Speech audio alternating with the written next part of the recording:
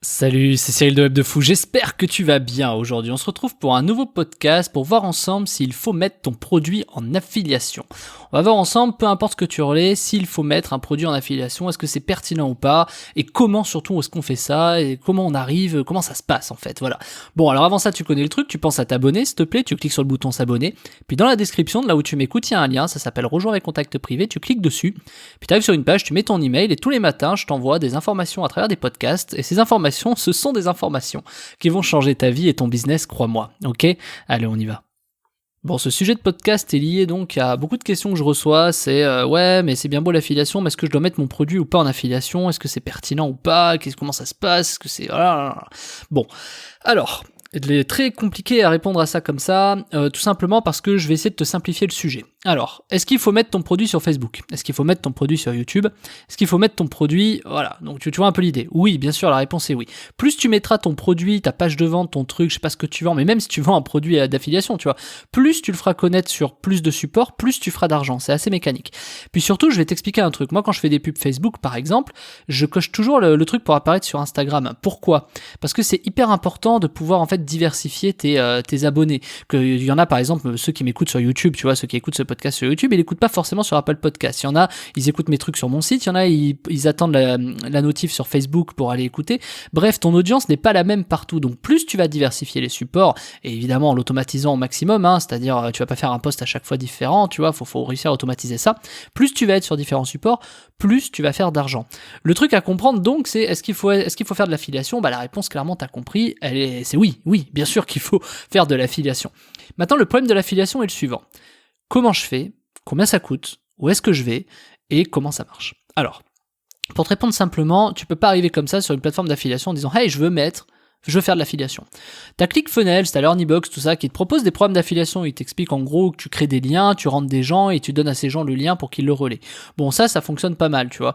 Le truc, c'est que t'as plusieurs formes d'affiliation. T'as le côté un peu artisanal et t'as le côté un peu vraiment sérieux. Le côté artisanal, c'est par exemple, bon bah tu fais un lien, tu le donnes, tu mets un code promo, un machin, et tu le donnes à la personne qui veut promouvoir ton produit. Puis la personne, elle le promouvoit et puis voilà. Tu vois, ça c'est le côté artisanal. Dès lors que tu veux aller un peu plus loin. Le problème, c'est que tu as besoin, tu vois, quand tu fais de l'affiliation avec une personne, toi, tu as besoin de faire de l'affiliation avec 100 ou 120 personnes. Et c'est là où toi, tu connais pas ces 120 personnes. Donc, tu passes par ta régie d'affiliation, enfin, une régie d'affiliation en tout cas. Cette régie d'affiliation, tu vas t'adresser à elle, peu importe la régie, tu vas lui dire, moi, j'aimerais bien proposer mon programme chez vous. Donc, déjà, tu peux être accepté comme pas accepté, ça va dépendre des thématiques et plein de choses. Partons du postulat que tu es accepté. À partir du moment où tu es accepté, tu vas devoir faire plein de choses. Tu vas devoir dédier des pages pour l'affiliation, tu vas devoir mettre en place des liens tracking à travers la plateforme d'affiliation, ils vont te demander de poser des pixels à des endroits, ils vont te demander de faire des trucs, etc. Et surtout, ils vont te demander si tu as par exemple des créatifs. Des créatifs, c'est quoi ? C'est la façon dont tu vas promouvoir ton offre. Par exemple, ça peut être une bannière. Est-ce que tu as une bannière pour promouvoir l'offre ? La réponse va être non au départ. Est-ce que tu as des kits mail pour promouvoir ton produit par kit mail ? La réponse au départ va être non. Est-ce que, en gros, tu as des pubs que tu dois faire ? Et c'est là où, par exemple, les plateformes d'affiliation vont te dire, nous, on va les développer pour toi. Et ils vont te prendre un peu ton argent. Et donc, du coup, toi, je te conseille quand même de les faire au départ, mais bon, dans tous les cas, même si t'en fais, eux, ils vont essayer de gagner leur beurre et t'expliquer que c'est pas bien et qu'eux, ils vont en faire des meilleurs, tu vois. Bon, je te conseille, c'est un peu comme un agent IMO, tu vois. Bon, votre maison, elle vaut tant. Non, tu vois, c'est un peu le même truc, faut faire un peu gaffe. Moi, j'aime bien challenger, donc pourquoi pas. Puis on met en A/B testing. Moi, j'aime bien dire, ok, on fait une créative, vous les faites, pas de souci, je vous paye, vous savez quoi. Par contre, dans le contrat, ce qu'on va rajouter, c'est que si ma créative est meilleure, si mon process à moi est meilleur, en A/B testing, vous me remboursez le double, en fait. Parce que si vous croyez vraiment en ce que vous dites, pas de problème, moi, je vous paye. Par contre, si mon truc est meilleur que le vôtre, vous allez me rembourser et me refacturer le fait que je vous ai fait gagner de l'argent. Et là, tu vois, ça fait réfléchir déjà. Non, mais attendez, on va pas rembourser. Bah oui, pourquoi moi je débourserais si mon truc est meilleur ? Donc, tu vois, ça permet d'avoir des sortes de petits trucs de négociation, tu vois. Pour te dire que, en fait, tout le monde veut prendre ton argent, donc faut faire un peu gaffe là-dessus. Donc imaginons, t'arrives, t'as une créative, t'as un lien, t'as un machin, on te donne le truc sur un plateau.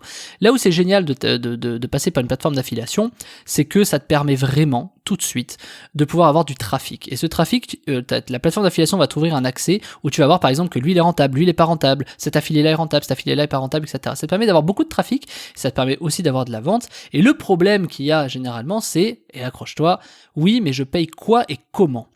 Et là, toi, tu as envie de dire, moi, je vais faire un revenu sharing, c'est-à-dire moi, je vais payer 50, 70% de la vente. Sauf qu'il faut savoir que les éditeurs en face, eux, ils savent pas si ton produit il est bon. Tu vois, les affiliés, ceux qui vont essayer de relayer ton produit, eux, si tu les payes juste à la com en disant, tiens, je te rémunère 50, 70%, ils vont te dire, ouais. Mais en fait, moi, je sais pas si ton produit, je vais faire des ventes. Donc, il faut que tu me proposes un autre modèle. En fait, le vrai nerf de la guerre de l'affiliation, quand tu proposes un programme, c'est forcément de se connaître ton prix. C'est-à-dire combien tu recrutes un email, sur combien d'emails tu vends. Il faut ces statistiques-là. Donc, en fait, ce que je conseille tout de suite, c'est avant d'aller faire de l'affiliation, il faut aller faire de la pub. Parce que de l'affiliation, c'est de la pub en fait. Mais il faut aller faire de la pub autre part pour avoir emmagasiné des statistiques. Par exemple, tu sais que ton produit, il vend à 3%, à 10%, à 20%. Tu sais que tu as par exemple 30% de taux de transformation du lead. Tu sais, tu as des statistiques. Donc à partir du moment où tu as des statistiques, tu peux les afficher auprès de ta plateforme d'affiliation. Et donc là, tu peux proposer un modèle. Tu peux dire, ok, je sais que je peux me permettre d'acheter le lead par exemple à 1,30, 1,40. On fait un test sur 300 balles et puis on voit. C'est un peu comme quand tu mets 300 balles sur Facebook, tu vois, c'est exactement la même chose. Donc en fait, ces budgets-là, il faut les tester. Il faut prendre ça comme un outil de pub. C'est un outil de pub, l'affiliation. Il faut prendre ça comme si tu mettais 300 balles sur Facebook, tu vas mettre 300 balles sur de l'affiliation. Donc le but, c'est qu'il faut tester ce qu'on va appeler des ID, il faut tester des affiliés et voir, t'en as qui vont être rentables et d'autres qui vont pas être rentables. Donc au départ, tu ne le sais pas. Donc il faut que tu mettes de l'argent pour trouver, tester et voir ce qui fonctionne. Entre ta créative que tu vas relayer, ta page de vente et les affiliés qui vont envoyer tel trafic chez toi, va falloir que tu fasses des statistiques pour montrer que lui est rentable, lui non. Et c'est pas parce que lui n'est pas rentable qu'il ne le sera pas sur une autre offre à toi ou un autre produit. Donc faut faire très attention à ça et rechallenger constamment.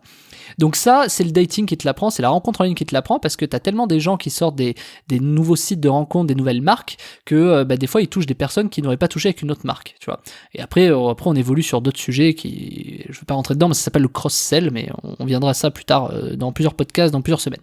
Donc du coup, l'idée c'est de te dire, si tu vas sur de l'affiliation, il faut que tu saches combien tu vas proposer. Et quelle est la meilleure méthode pour tester l'affiliation ? Je te le donne en mille. La meilleure méthode aujourd'hui, c'est un TPE. Je t'explique ce qui se passe. Avec un TPE, tu mets ton produit, tu vas payer un peu pour le mettre en avant sur un TPE, tu vas le mettre en avant, ton produit. Tu as des gens qui vont tenter de relayer et là, tu auras des statistiques d'affiliation pertinentes. Un TPE paye au revenu sharing, c'est-à-dire il paye au pourcentage de la vente, c'est-à-dire si tu fais une vente, tu décides ton taux de reversement et c'est peut-être 50-60% du chiffre. Donc l'histoire, elle est pas mal. Tu vois, à partir de là, tu es capable de dire, voilà, je vais reverser temps.